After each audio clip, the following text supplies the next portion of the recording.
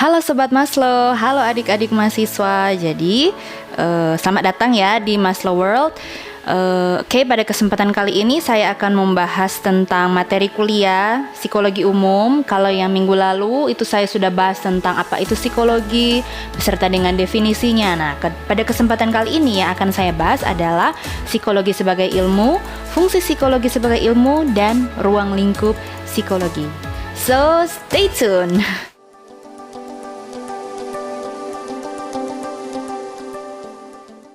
Oke, kita masuk pada pembahasan yang pertama, yaitu psikologi sebagai ilmu. Jadi adik-adik, Sobat Maslow, di penjelasan saya yang sebelumnya kan saya selalu menekankan perbedaan antara ilmu jiwa dengan psikologi. Apa yang Anda sebut ilmu jiwa itu belum tentu psikologi, tapi psikologi itu sudah pasti ilmu jiwa. Nah, sama-sama memang menjelaskan perilaku, tapi apa yang membedakannya? Yang membedakannya adalah psikologi itu sebagai ilmu itu memiliki syarat-syarat tertentu, memiliki kriteria-kriteria tertentu yang menjadikan dia sebagai ilmu. Apa saja itu? Berikut penjelasannya. Syarat yang pertama adalah psikologi memiliki objek tertentu. Syarat yang kedua yaitu psikologi memiliki metode di dalam penyelidikannya. Yang ketiga, psikologi memiliki sistematik yang teratur sebagai hasil pendekatan terhadap objeknya. Yang pertama yaitu syaratnya adalah dia memiliki objek tertentu. Nah, objek di sini tuh ada dua, objek material dan objek formal. Objek material itu adalah manusianya, objek formalnya adalah tingkah laku manusianya. Seperti itu. Jadi di setiap ilmu itu pasti punya yang namanya objek, seperti itu. Nah, kalau psikologi dia punya objek material dan objek formal. Objek material yaitu manusia, objek formal yaitu tingkah lakunya, tingkah laku manusia. Kemudian syarat yang kedua yaitu psikologi memiliki metode penyelidikan. Metode penyelidikan ini berupa metode observasi, metode wawancara, metode psikotes, metode angket, kuesioner, dan skala psikologi. Nah, kemudian yang ketiga yaitu dia memiliki sistematik yang teratur sebagai hasil pendekatan terhadap objeknya. Jadi di dalam menjelaskan perilaku itu tidak sembarang ya, artinya harus ada prosedur yang harus dipenuhi, yang harus dilakukan, yaitu berkaitan dengan metode penyelidikan yang tadi. Jadi tidak sembarang kita akan mengatakan orang memiliki gangguan tertentu. Harus ada sistematik prosedur sebelum kita memberikan kesimpulan terhadap hasil penyelidikan kita.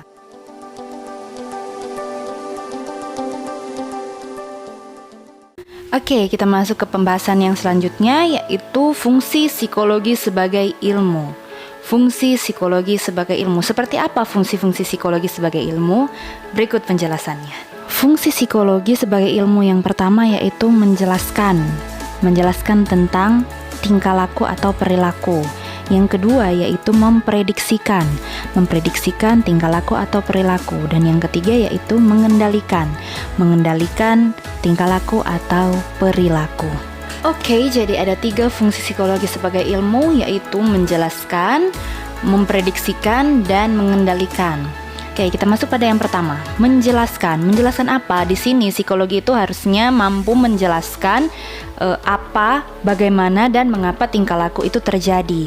Dan hasil penjelasan ini itu dapat berupa bahasan yang bersifat deskriptif. Kemudian yang kedua yaitu memprediksikan apa? Jadi psikologi itu mampu memprediksikan atau meramalkan apa, bagaimana, dan mengapa tingkah laku itu terjadi. Hasil prediksi ini berupa prognosa, prediksi, dan estimasi. Kemudian yang ketiga yaitu mengendalikan. Mengendalikan di sini artinya apa? Mengendalikan tingkah laku atau perilaku sesuai yang diharapkan. Dan di sini terdapat 2 perwujudannya. Yang pertama yaitu yang bersifat preventif atau pencegahan, dan yang kedua itu yang bersifat intervensi atau treatment, rehabilitasi atau perawatan. Oke, saya kasih contoh saja ya. Misalnya contoh perilaku yang hendak dijelaskan, yang hendak diprediksikan, dan hendak dikendalikan itu seperti apa? Misalnya gangguan OCD. atau obsessive compulsive disorder. Oke, pembahasannya nanti saya akan buat apa itu OCD. Nah, misalnya OCD akan dijelaskan OCD itu apa, bagaimana OCD terjadi, mengapa OCD terjadi, itu dijelaskan dalam bahasa yang deskriptif. Kemudian diramalkan, misalnya faktor-faktor apa yang kira-kira itu mempengaruhi gangguan OCD. Misalnya dari faktor keluarganya, seperti itu. Misalnya dia dari orang tuanya juga memang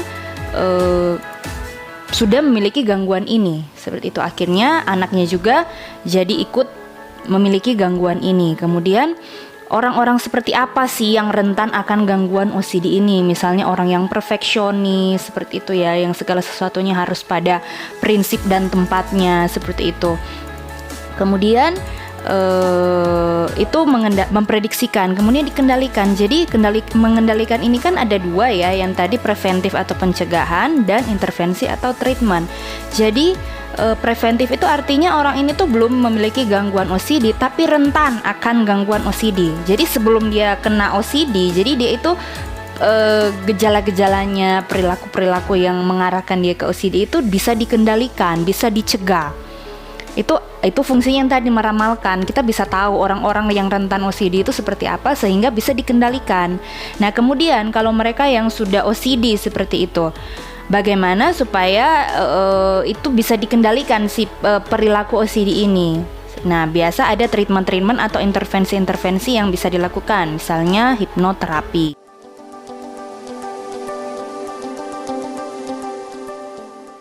Sobat Maslow, adik-adik mahasiswa, kita masuk kepada pembahasan yang selanjutnya, yaitu ruang lingkup psikologi.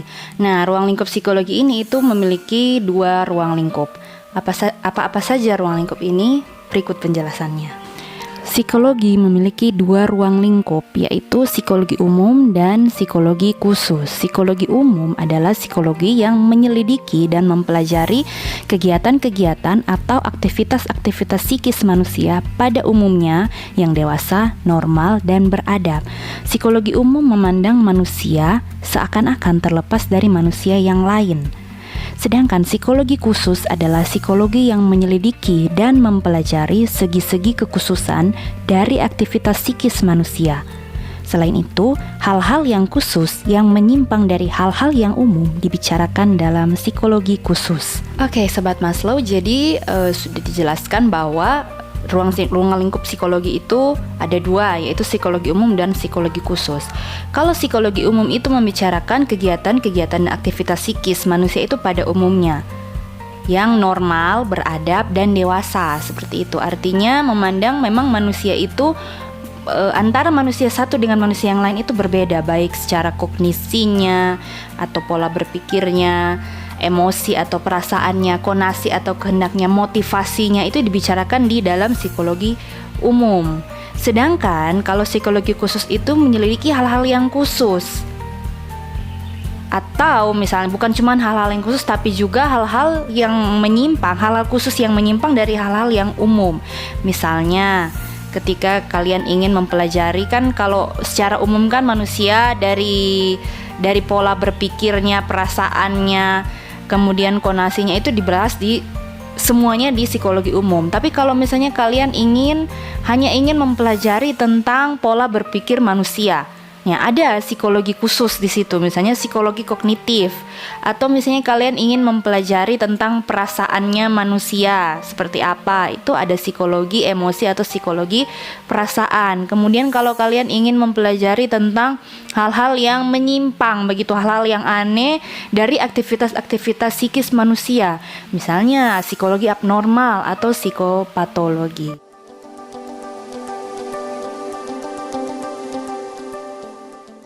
Oke, Sobat Maslow, jadi saya tadi sudah sedikit menyinggung soal psikologi khusus. Itu ada psikopatologis atau psikologi abnormal, kemudian ada psikologi kognitif, psikologi emosi atau perasaan.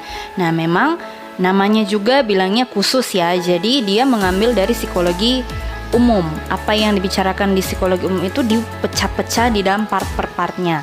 Misalnya psikologi perkembangan, psikologi khusus itu ada yang namanya psikologi perkembangan. Perkembangan di sini adalah psikologi perkembangan anak, perkembangan remaja, perkembangan orang dewasa, dan perkembangan lansia, seperti itu. Jadi hal-hal yang dibicarakan di psikologi perkembangan adalah hal-hal yang umum tadi, kognisi, emosi, dan konasi. Jadi perkembangan kognitif anak, perkembangan emosi anak, perkembangan konasi anak, seperti itu. Begitu juga dengan remaja, orang dewasa, dan orang tua. Selain membicarakan tentang perkembangan yang tadi, juga dibicarakan tadi kan hal-hal khusus yang menyimpang dari hal-hal yang umum. Hal-hal khusus yang menyimpang, misalnya penyimpangan-penyimpangan yang terjadi selama masa perkembangan, rentang kehidupan dari anak sampai dia lansia. Misalnya hambatan perkembangan pada anak, gangguan perkembangan pada remaja. Begitu juga dengan orang dewasa dan orang tua. Itu dibicarakan di psikologi khusus. Kemudian psikologi sosial yaitu membicarakan tentang hubungan sosial antar manusia, seperti itu, hubungan berkelompok, bicarakan tentang dinamika kelompok. Kenapa ketika akan demonstrasi, misalnya kasih contoh, ketika akan unjuk rasa seperti itu, sebuah rasa kelompok itu lebih terbentuk untuk melakukan unjuk rasa daripada melakukan sendiri-sendiri atau secara individu ketika ingin mengutarakan. Karena ada konformitas kelompok di dalamnya, merasa dalam satu kelompok itu kita memiliki rasa yang sama, tujuan yang sama, misi yang sama yang hendak dicapai. Kemudian psikologi pendidikan, hal-hal khusus yang berkaitan dengan pendidikan.